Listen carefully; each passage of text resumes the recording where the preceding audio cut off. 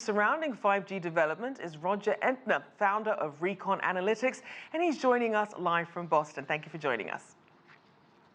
Thanks for having me, Rachelle. Good talking to you again. So first, let's give us an idea here. Why, as everyday consumers, should we even care about 5G?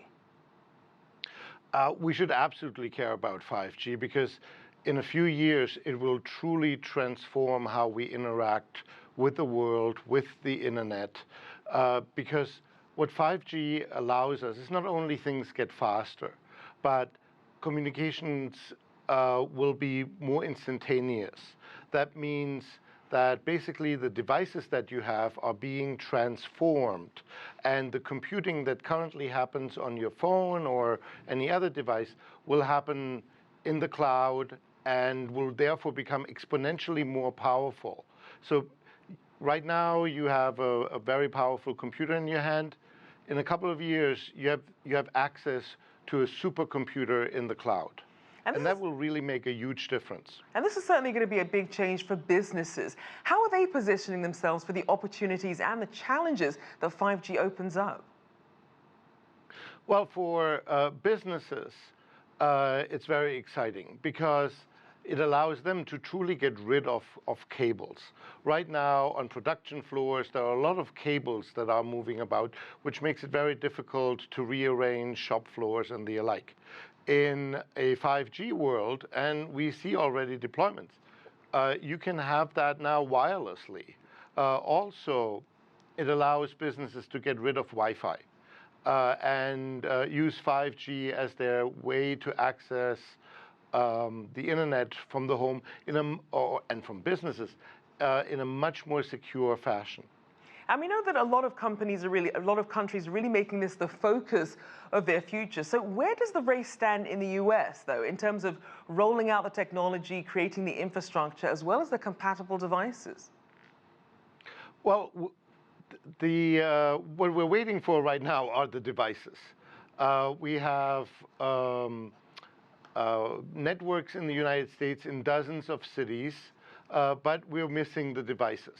So we have one device from Motorola, which works on the Verizon networks, which is currently live in about 2 cities.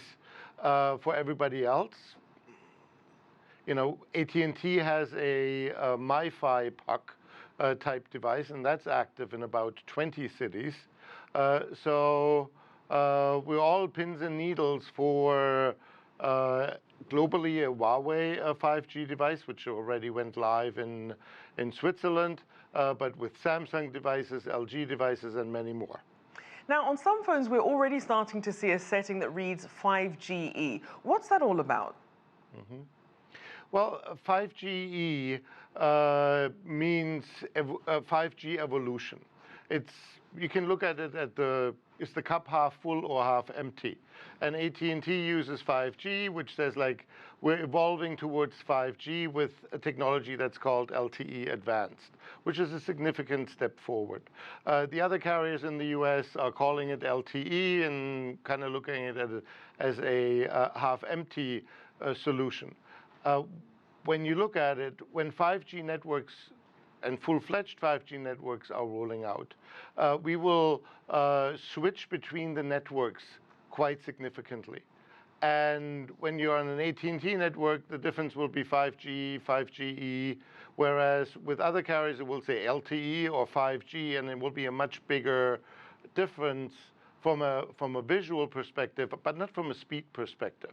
Now, Roger, I do home very similar. I'm sorry, I know we're tight on time. I do want to get to some of the global concerns that have arisen around this 5G conversation, whether it's security, whether it's dominance in this space. What sort of issues are we looking at, and what sort of action has already been taken to address it? Well, the concern is about security, because in a 5G world, your vendor, like a Huawei, is interacting with the network on a daily basis and optimizing it. So they don't need a back door because they have a front door. And they come in every day. The US is very active internationally. saying that there are concerns about Huawei. We've seen actions in Australia, New Zealand, Canada, and Japan that have barred Chinese vendors based on that. And the UK is currently still sitting on the fence. All right, thank you so much for your insights. Roger Entner there, founder of Recon Analytics.